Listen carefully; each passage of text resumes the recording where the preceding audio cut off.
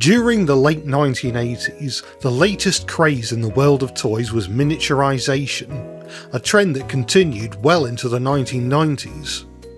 One toy company that capitalised on this theme was Bluebird Toys, who created both the Polly Pocket and Mighty Max brands. Thomas and Friends got in on the craze, of course. The first miniature Thomas toys were put out by Ertl in the early 1990s, and later in the decade they even teamed up with Bluebird themselves to produce a series of miniature playsets. One toy company that never produced Thomas toys, however, was Galoob, creators of Micro Machines. Micro Machines were a brand of miniature toy vehicles that began in 1986 and briefly produced a series of trains in their range from 1989 to 1990. So the question is, what would have happened if a range of Thomas characters was released under the Micro Machines brand? It's time to find out!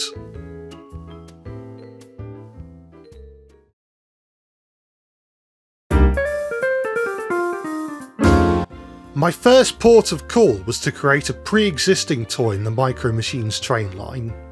I went with the USRA 060 Switcher, since it's the only engine to have more than 4 wheels as well as moving side rods. I'm honestly quite impressed with the side rods on this toy. For something as small and inexpensive as Micro Machines, you'd think they just wouldn't bother with moving side rods, or just have them connected to the rear set of wheels like with Playrail and Hot Wheels Railroad. But with Micro Machines, not only are the side rods designed more like coupling rods on a real engine, but the wheels are quartered, which prevents the rods from locking the wheels and allows for smooth running. The USRA 060 is not only the only vehicle in the Micro Machines train range with side rods, but also the only one with spoked wheels. You'll notice later on that all carriages and wagons use more basic looking spokeless wheels, which were probably cheaper to make. You'll notice that the engine's chimney, or funnel, extends through the engine's smoke box and running board, with the bottom of it visible underneath the chassis. Basically, this was to allow for compatibility with a motorised train set that Micro Machines released, where the power did not come from the engines themselves but instead from the track. Pressing down on the engine's funnel would extend the pin underneath the chassis, allowing the engine to be pulled along by the track. I've designed the Thomas characters with a similar funnel design, allowing for compatibility with this set in particular. Even if you don't realise that Micro Machines made trains, I suspect that a lot of you will have seen some of the trains in the range since they make an appearance in Home Alone. I remember years ago finding some Micro Machines trains at a car boot sale and recognising the USRA 060 from the film. I don't know where my original collection went. I think I only had the steam engine, a few bits of track and maybe a wagon or two. For the purposes of this video, I bought myself a second-hand Micro Machines train set, which included a USRA 060 switcher, its tender, a hopper car, a tanker and a cupola caboose, plus an oval of track. I'll admit, for the longest time I didn't know that cupola was pronounced cupola. I'd never heard it spoken out loud, so in my head I read it as cupola. This model of the USRA switcher, incidentally, isn't intended to be a one-to-one model of the real toy. I mainly wanted to build the model so I could give myself a general idea on how these toys are designed, and so I could reuse parts from the model to create the Thomas characters. Once the model was how I wanted it to look, it was time to move on to the Thomas characters.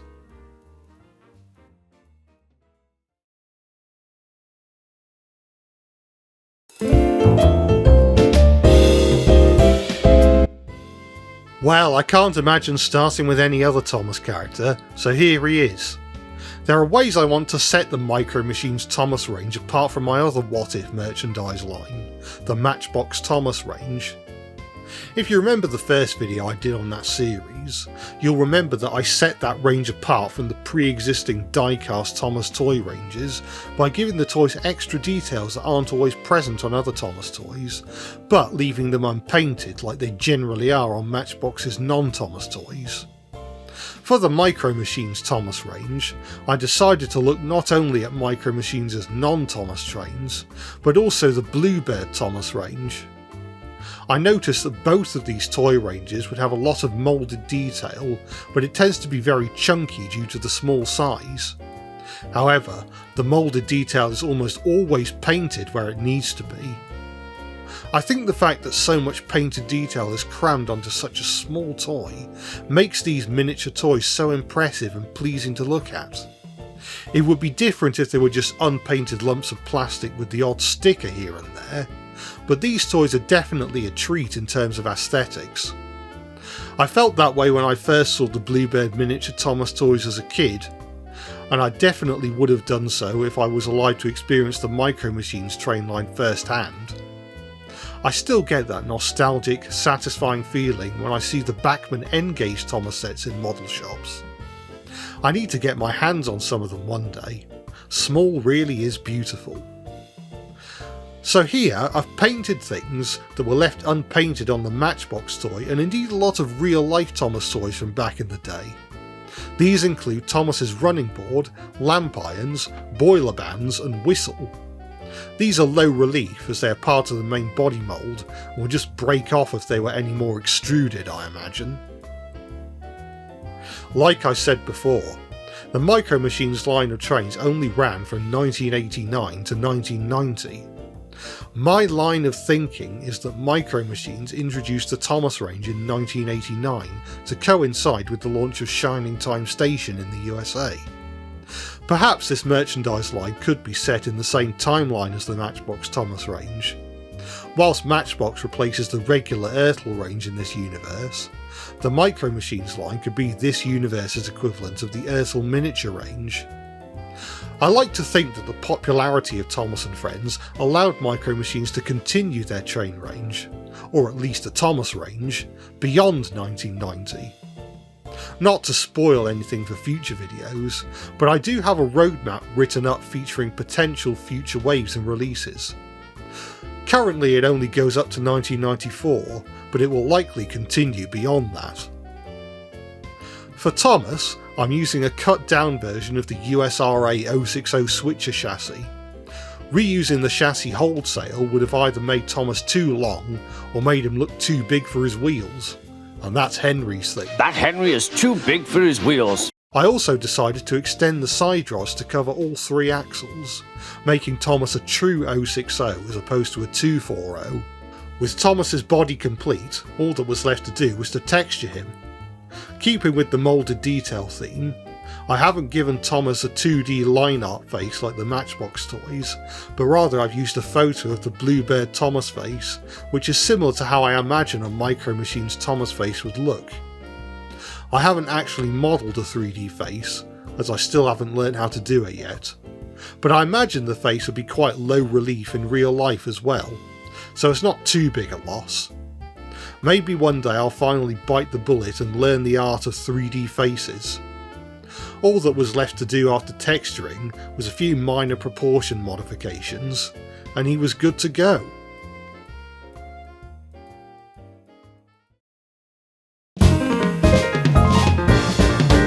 Micro Machines would generally release more than one vehicle in a pack.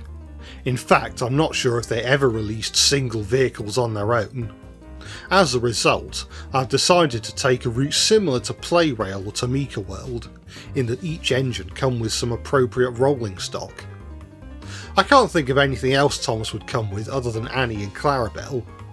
Well, maybe you could release him with other things too. I imagine that if the range continued, future waves might release pre-existing engines with different rolling stock, so you might have seen future releases of Thomas with the troublesome trucks, the breakdown train and so on. Maybe even a pack that bundles Annie and Clarabel with Percy, like Ertl did at one point. I decided to give Annie and Clarabel the same chassis as the cupola caboose, bundled with the steam engine in the non-Thomas range.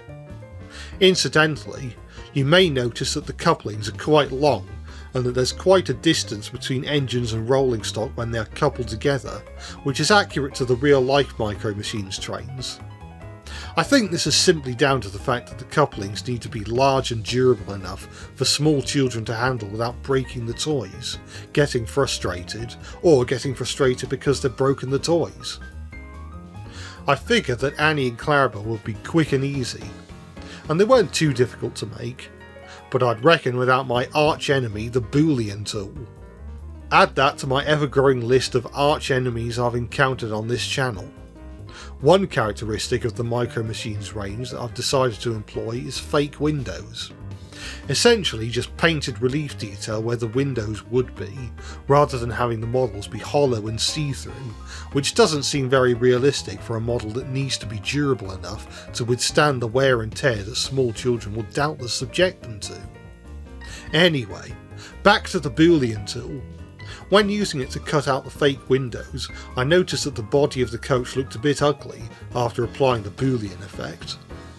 At first I thought it might just be me, but it looked uglier the more I looked at it, so I gave it another shot. Blender, unfortunately, has a limited number of undos, and so I couldn't revert the coach body to a state before the Boolean effect. So I had to model it again. Subdividing the mesh seemed to work, and so with that I could continue. You'll notice that Annie and Clarabel used the spokeless wheels I mentioned earlier, typical of Micro Machines trains that aren't the steam engine. I gave them 3D noses like the actual TV series models, which were easy enough to make as they're basically just pyramids. Once Annie was done, I cloned her to make Clarabel, flipping her body around so that she's facing the other way.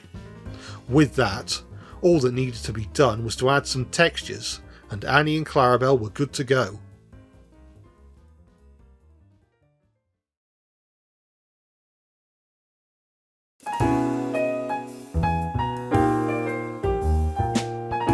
Next came Percy.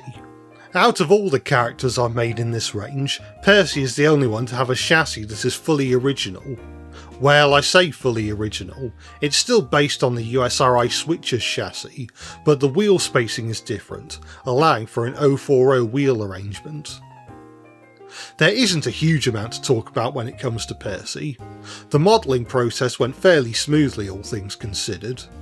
Some may wonder why I didn't just import the Matchbox models of these characters into Blender and reuse whatever parts of the model that can be realistically reused. Well, the main reason, other than to keep the aesthetic style of the Micro Machines Thomas range separate from the Matchbox one, is so that this video can be watched standalone, without the Matchbox videos being required viewing.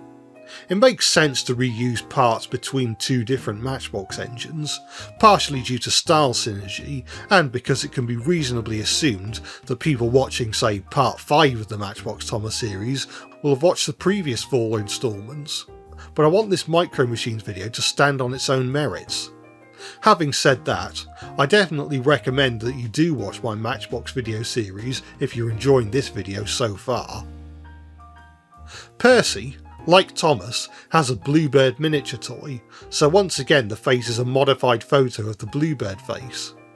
When I teased this video, I showed off several pictures of the Micro Machines Thomas model, and a lot of people guessed that the video could have something to do with the Bluebird range, perhaps a continuation of sorts.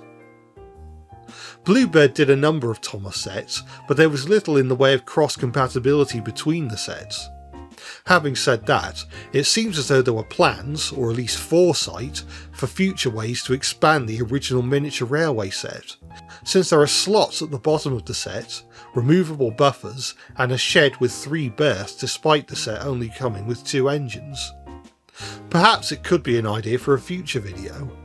What if the Bluebird range continued?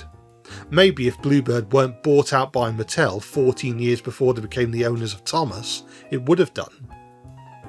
One extra detail I gave to Percy was an extra piece of plastic as part of the running board mould, which represents his valve gear. The USRA 060 switcher has this, and so I thought it would be a good way for the Micro Machines range to represent outside cylindered engines without actually modelling functioning valve gear, which was never going to happen in a million years. But anyway, with Percy's model complete, it's time to move on to his rolling stock.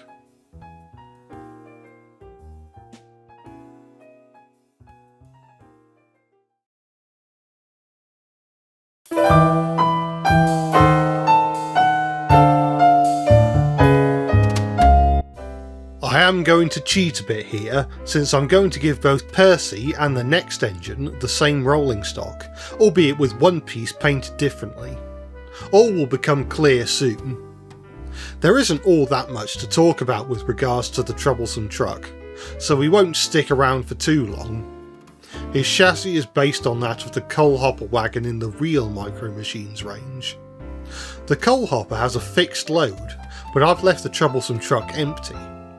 My idea was that an empty truck provides more play value than one with a fixed load, especially if Galoob decided to release separate loads for the trucks in future sets or train packs. The truck is pretty much just a cuboid with a big hole in the top, so completing the model was not a long or difficult task. With the troublesome truck complete, it was time to move on to the next engine.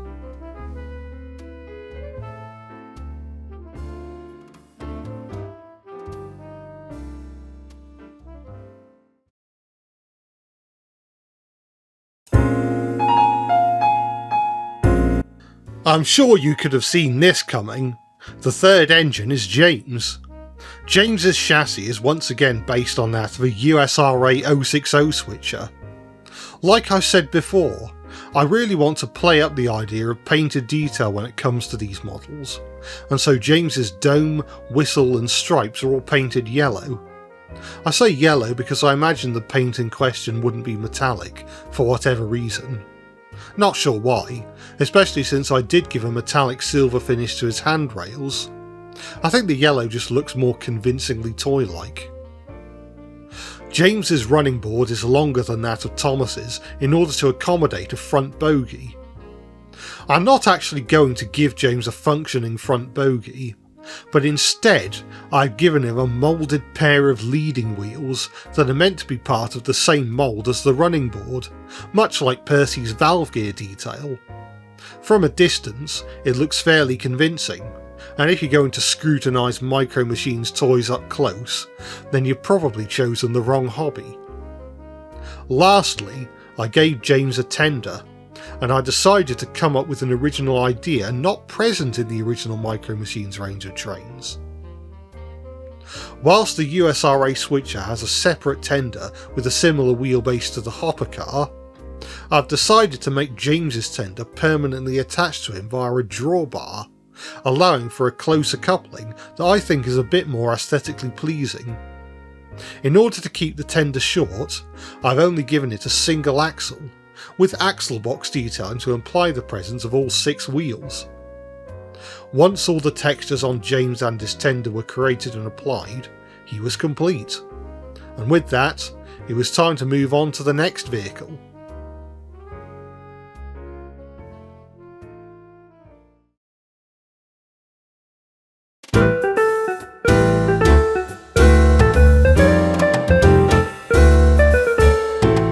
This is what I alluded to earlier, the tankers. For the purposes of the quote-unquote launch of the Micro Machines range, I produced both a milk tanker and a tar tanker. Originally, I was torn between distributing the tankers between James and Percy, or giving both tankers to James and giving Percy 2 troublesome trucks. In the end, I decided to give one tanker to Percy and one to James, as well as a troublesome truck each. Going back to the Tomy and Playrail comparison, one thing I used to like about that range was the fact that troublesome trucks were bundled with many different engines, which meant you could slowly amass a huge collection of troublesome trucks, allowing you to create long trains with them, or fill a yard with them. So, I figured that it would be good to give one truck to James and another to Percy, and probably more trucks for other engines as future waves release. Going back to the tankers, James would probably get the tar tanker, since he has something of a history with them. This leaves the milk tanker for Percy. On that topic, I'd like to bring up a false memory that I've thought about for a long time. For a long time, I'd been under the impression that the milk tanker was associated with Percy for some reason. I know his go-to consist is the mail train, but prior to Season 6 the mail train was hauled by both Thomas and Percy, so I never saw it as strictly Percy's train. I'm not entirely sure why I associated the milk tanker with Percy. In the show itself he only mentions having to pull the tanker once, and he doesn't seem very happy about it. I think it had something to do with the fact that Percy came with a milk tanker in the first Hornby set I ever owned, as well as that one promotional image from Season 1 that appears in the end papers of the Ladybird books. Once the milk tanker was completed, all that was left was to retexture it into the tar tanker, and both models were complete. With that, it's time to move on to the next character.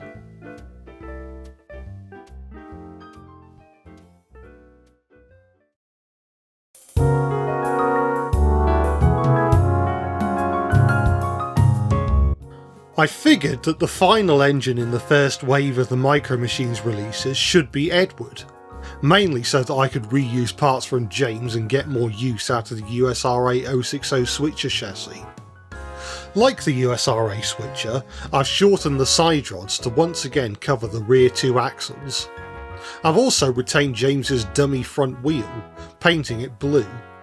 The combination of the dummy wheel and shortened side rods do a convincing job of making Edward still resemble a 440 in my opinion. There were a few more detail changes to make. One thing I should mention is that the engine's running boards all have holes cut out of them in order to provide clearance for the wheels and side rods. Usually these are covered up by the engine's main bodies, but in Edward's case there was nothing above the front set of wheels that could hide the conspicuous cutout. In the end, I went with the same route as the 2018 Playrail Edward, by just adding a white box above the wheels. It's not too ugly looking, so I think I got away with it. Edward's cab needed to be a completely new model from James's cab, since the side details are different. Many parts did stay the same however, such as the tender, which uses the same drawbar method as James's tender. Due to Edward reusing a lot of parts from other engines, there isn't a massive amount left to talk about. One thing that's perhaps worth mentioning is that these four engines were also among the first to be modelled in Ertl's miniature range back when it launched in the early 1990s. They didn't make Henry until much later, and Gordon never got made at all, even though characters like Bill and Ben were introduced fairly early on. Perhaps Ertl struggled with the length of the bigger engines. I'm sure I can find a way of getting them to work in the Micro Machines range, but that will have to wait until a future video where I cover Wave 2. In the meantime, it's time to check out what rolling stock I've given Edward to pull.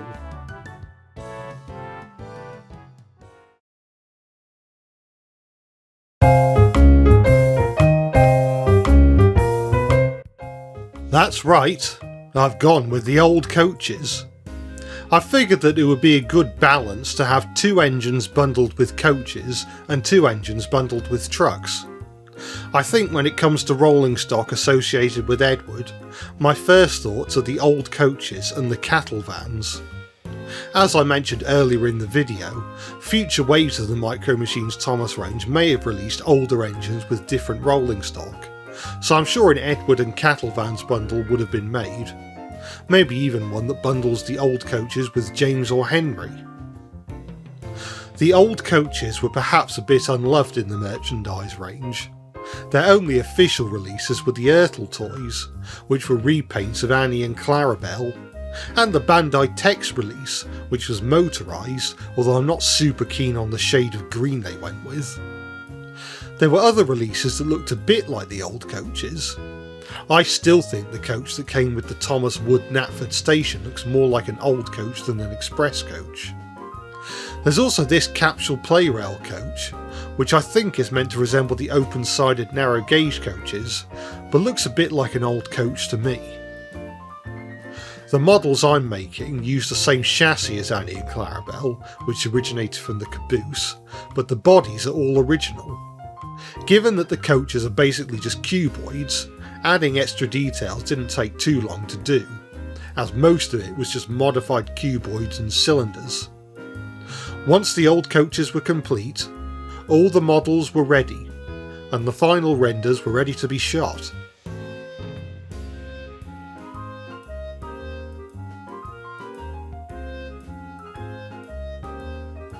So, there we are, a brand new range of vintage What If merchandise, 4 engines and their respective rolling stock. I'm really quite pleased with how these turned out. I think I would have loved to have real versions of these as a kid, and frankly I'd still love to have them right now. Let me know if you feel the same. What would you like to see in a potential Wave 2? Maybe you'd like to see another What If merchandise line. Let me know your thoughts in the comments down below. Be sure to give the video a like if you've enjoyed it, and make sure you're subscribed.